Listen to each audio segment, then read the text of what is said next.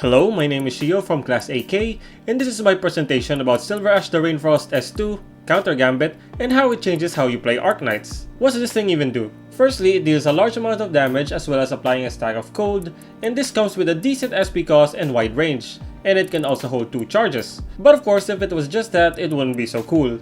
It also has the ability to reduce the DP cost of other operators, prioritizing guards, casters, and snipers. If you use it enough, it will be a veritable Steam sales worth of discounts. And to add to that, he enables other operators to become header drop damage bombs that can also apply cold in that same wide range.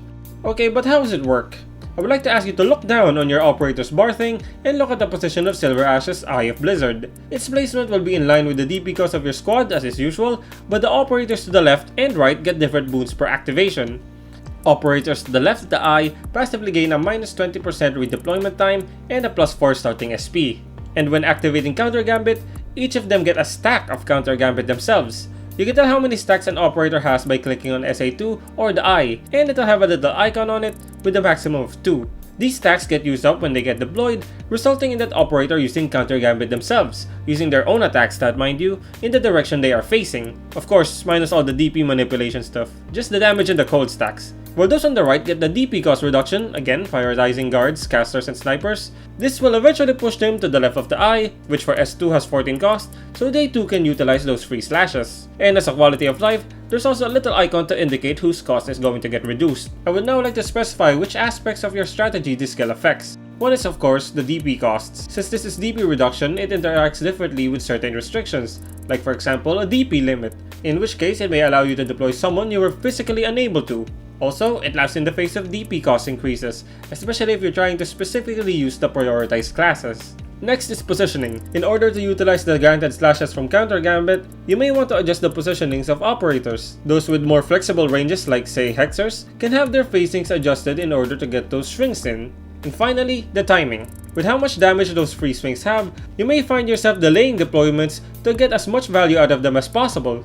Where you once would just deploy an operator as soon as they were available, you may want to hold on just for a moment to get some enemies in their soon to be active range. So now you may be wondering, which operator should I be using Counter Gambit with? Well, don't worry, I have a few suggestions. An obvious answer would be any expensive operator with high attack. For example is Crushers. And if you want to be super spicy, try timing Ulpianus' S3 with a 4 bonus starting SP and a singular SP tick to unleash a Mega Slash worth 5600 attack. Other picks are operators with skills that instantly activate, though of course those with attack boost. Some examples are Enos S3, which can get even more attacks stolen from enemies, Skadi S2 for a pretty big boost, Phantom because, you know, and April as a ranged option. And even for those with skills that don't auto-activate due to SP reasons, remember that SilverAsh can give them 4 extra starting SP. For no specific reason, Jace S1 only needs 4 SP to charge. And here's a few less obvious synergies. Mumu temporarily makes every operator cost 0 while her clone skill is active. Do with that what you will. Bagpipe also gives a nice initial SP increase in case you want to use some other Vanguard skill multipliers that don't quite reach activation with SA2's plus 4. For no specific reason, Siege's S3 has a 380% multiplier and starts at 25 out of 30 SP. My conclusion is that SilverAsh the Reignfrost's second skill, Counter Gambit, is a fun way to play Arknights that lets you rethink your strategies, consider other operators you may not be using, and gives this fast, somewhat frantic vibe as you try and utilize every single benefit this skill provides. And I recommend playing this way, because it's very fun. Any questions will be answered in the comment section, and see you next class!